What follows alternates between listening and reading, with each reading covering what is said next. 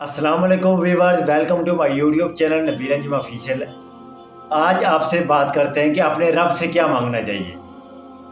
Every man desire I make a richest person in the world. हर बंदा यही चाहता है मेरे पास दौलत हो, I make a doctor, I make a professor, I make a engineer. लेकिन क्या रब से ये चीज़ें मांगनी चाहिए? ये रोज़मर्रा की ज़िंदगी की चीज़ें हैं जो हमारी नीड को पूरा करने वाली हैं। फिर भी ज़िंदगी 60-70 साल की इंसान अगर कमाता है थोड़ा या ज़्यादा, ये ज़िंदगी गुजर जाएगी। लेकिन क्या अगर दौलत हो सेहत ना हो तो फिर क्या फ़ायदा? अगर दौलत हो और ईमान ना हो तो फिर क्या फ़ायदा?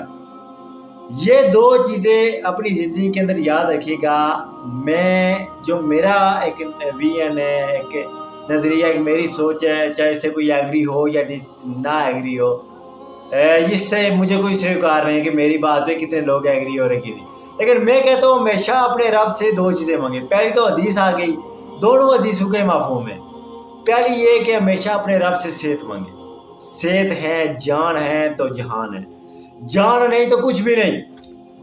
करोड़ों की दौलत पड़ी हो, सेहत नहीं ठीक है, आपका सारी दर्द कर रहे हैं ना, इतनी तबीयत आपकी ख़राब है, तो आपको हर चीज़ दी जाए तो आप कहेंगे यार ये कुछ भी नहीं। तो हमेशा अपने रब से पहले सेहत मांगे। ईमान का होना बहुत ज़रूरी है लाइफ के अंदर, क्योंकि ला इलाहा इल्लल्लाह एक ऐसा किला है, those man inter this fort that is successful. तो ये ला इलाहा इल्लल्लाह किला है, इस किले के अंदर अब दाखिल होकर इंसान कामयाब हो जाता है। फिर इत्ताअत मुस्तफ़ा ज़िंदगी के अंदर होना बहुत ज़रूरी है। तो हमेशा अपने रब से ये दो चीज़ें हैं ना, पहली ईमान और फिर सेहत, ये अपने रब से मांगे। कितने लोग हैं जो ज़िंदगी के अंदर परेशान हैं, कितने लोग तंगदस्त हैं, कितने लोग हैं जिनके पास दौलत की इंतहा है लेकिन उनके पास खुशी नहीं है, इत्मीनान है, कल्ब जिसे कहते हैं ना वो नहीं है। लोग बीमार हैं, उनको कोई पूछने वाला नहीं है। तो सेहत जब इंसान की बिगड़ती है तो उसे उस वक्त एहसास होता है यार, सर दर्द हो जाए तो इंसान को जो है ना, आधे सर का ही दर्द हो जाए ना तो इंसान जो है ना इतना जो है तड़पता है कि जिसकी इंतहा नहीं है। आंखें दर्द करना शुरू कर, जुकाम हो जाए, खांसी लग जाए, एक मरतबा खांसते हुए बंदा पूरा अंदर से हिलता है। और बाकी जो बीमारियां हैं तो उसका आप अंदाज़ा लगाएं। तो हमेशा जो है ना अपने रब से, जो मैं सोचता हूँ पहले ये चीज़ हमेशा अपने रब से ये मांगे कि या अल्लाह में सेहत दे, सेहत और तंदुरुस्ती दे। ये दो चीज़ें हमेशा अपने रब से मांगा करें। अपने रब से ये कहा कि या अल्लाह एक सेहत दे, एक ईमान दे। क्योंकि नमरूद एक ऐसी शख्सियत है जिसके बारे में उलमा फरमाते हैं कि इसको 300 साल इसकी प्लस उम्र थी और 300 साल में इसे कभी भी जुकाम नहीं हुआ, कभी भी इसका सर दर्द नहीं किया इसे, और था भी बादशाह, और पूरी दुनिया पे हुकूमत करने वाला ये शख्स है। पूरी दुनिया के अंदर इसी बादशाह थी। तो ये वो नमरूद था जिसने दुनिया के अंदर अपना सिक्का मनवाया, और इसने हुकूमत के अंदर अयाशी की, हर चीज़ के पास थी, हर फैसिलिटी थी। अंदाज़ा लगाया जिसको 300 साल में सर दर्द नहीं हुआ, उसकी ज़िंदगी कितनी आराम के साथ गुजर रही थी।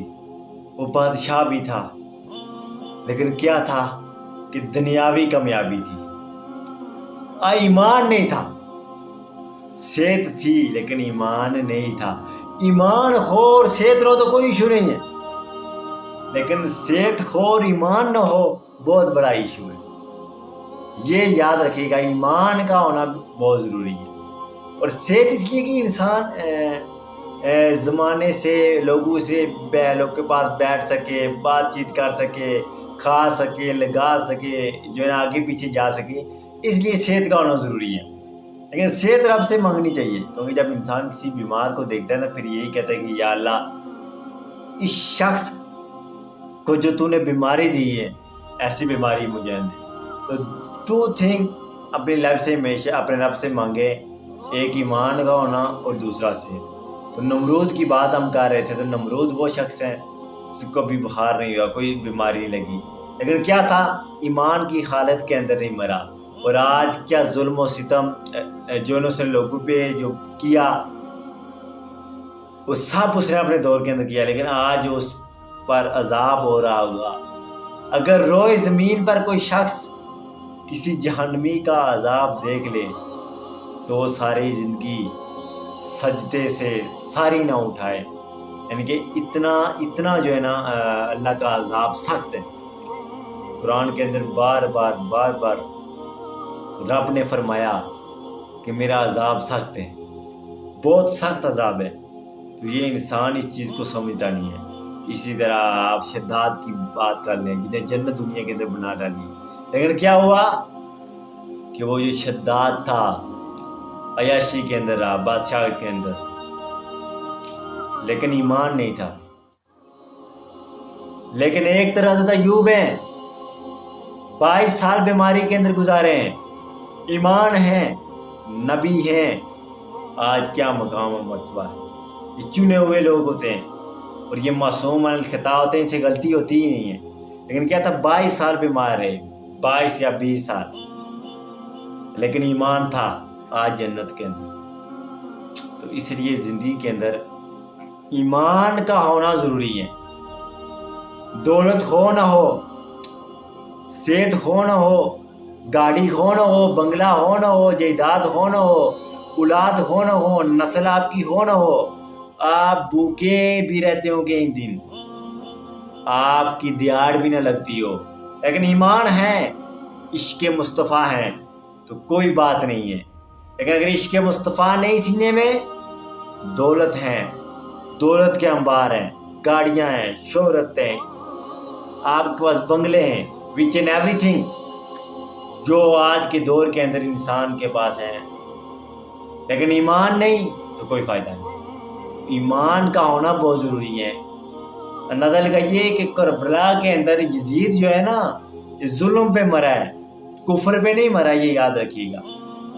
اس کی ڈیٹیل کے اندر ہم نہیں جاتے، لیکن یہاں اعلیٰ حضرت بریلوی سے فتاویٰ کے اندر پوچھا گیا کہ یزید کو کافر جہنمی کہہ سکتے ہیں؟ فرمایا ہاں۔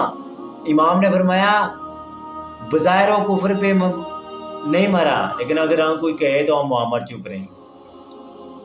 بعض کی تو امت کے اندر آتے تو یزید کو یہ کہتے ہیں یزید کی بخشش ہو جائے گی، یزید کا گناہ معاف ہو جائے، جو کیا ہے اللہ سزا دے کر اسے بخش دے گا۔ تو یہ تو کیا ہے کہ یزید ظلم پہ مرا، کفر پہ نہیں مرا۔ اسی طرح ایک ایسی بھی شخصیت تھی کربلا کے اندر جو کربلا کے اندر شامل نہیں تھا، امام حسین کا حامی تھا۔ جب یزیدیوں نے امام کو مارا، ان کے کنبے کو مارا، تو وہ شخص آیا اور اس نے ایک یزیدی کو چن کے مارا، ایک یزیدی کو مارا، ان ظالموں کو۔ لیکن اس نے کہا کہ صرف میں یزیدیوں کو نہیں ماروں گا، جو وہاں پر موجود تھے اور امام حسین کی سائیڈ نہیں دے رہے تھے، میں ان کو بھی ماروں گا۔ اس نے ان لوگوں کو بھی مارا۔ سملرلی اس نے کہا کہ جو کوفی والے ہیں، جو وہاں پر چوب لوگ تماشائی بیٹھے ہوئے تھے، انہیں سب کو مارا۔